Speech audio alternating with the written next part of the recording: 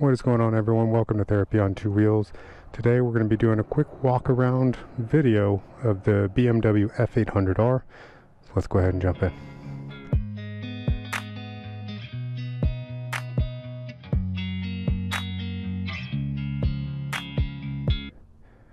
Alright, so starting out with this bike, it does have a 31-inch seat height. Going down here, you're going to see your passenger foot pegs. Yeah, your foot pegs is the rider.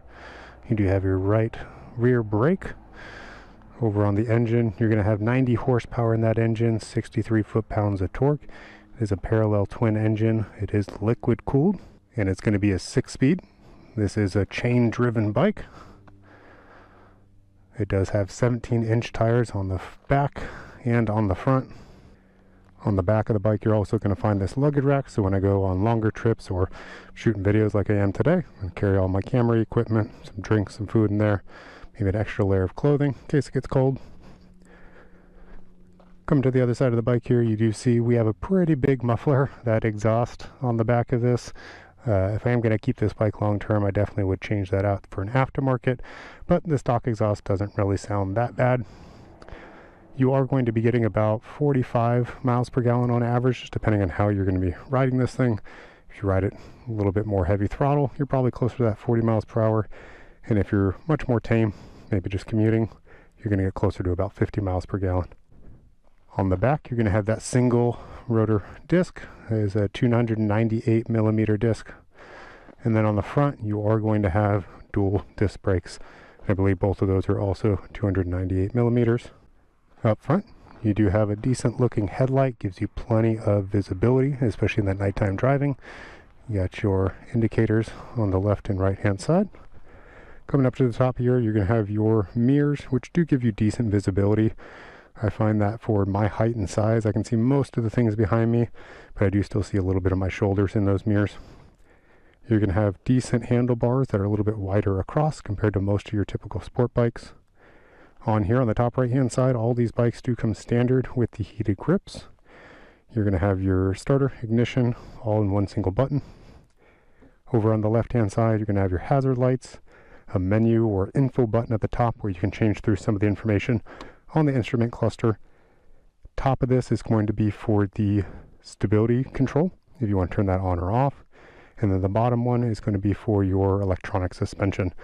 That both of those are going to be an option for these particular bikes.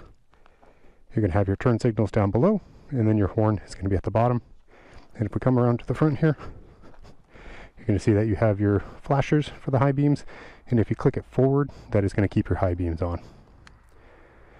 Both the clutch and the brake lever are really light, so no complaints there. So let's go ahead and turn the bike on, and you can see a little bit of the instrument cluster here. So you do have your speedometer at the top, tachometer at the bottom. You will see that tachometer redlines at about 8,500 RPM. You do have your speedometer goes up to about 150 miles per hour. This bike does top out around 130, 135 miles per hour. And definitely you will hit that red line right where it says on that tachometer. You're going to have your time, your clock at the top. Let's see if I can get a better angle here. Your clock is going to be at the top. Your total mileage is going to be down below. And you can have the outside temperature. You're going to have your fuel gauge over on the left-hand side. One thing to note here is that the fuel gauge is only going to show you from the half full mark and down. So you will not know in between full and half where you're actually at. You're only going to be able to tell once you hit that halfway mark. You'll see the little bars on the left-hand side. You only see that once it starts up as well. So if I start this up, you'll see those bars are now going to show up on that left-hand side. And you're also going to see the engine cooling temperature on the right-hand side. You're going to have your gear indicator right in the middle, so it will show you as you're shifting through those gears up to 6th gear. And again, once you turn that on, you will see some of this information like the temperature. Let's go through our info button here. It's going to change it to the average speed. You're going to have the average fuel economy. So right now mine's at 46 miles per gallon. And then I believe that's if you wanted to do timed laps, you can do that as well.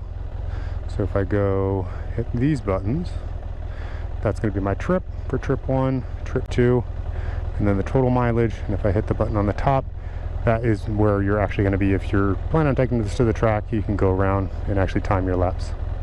So that is actually all I wanted to show you for today. Appreciate you watching the video. Like, comment, subscribe, and I'll see you on the next one.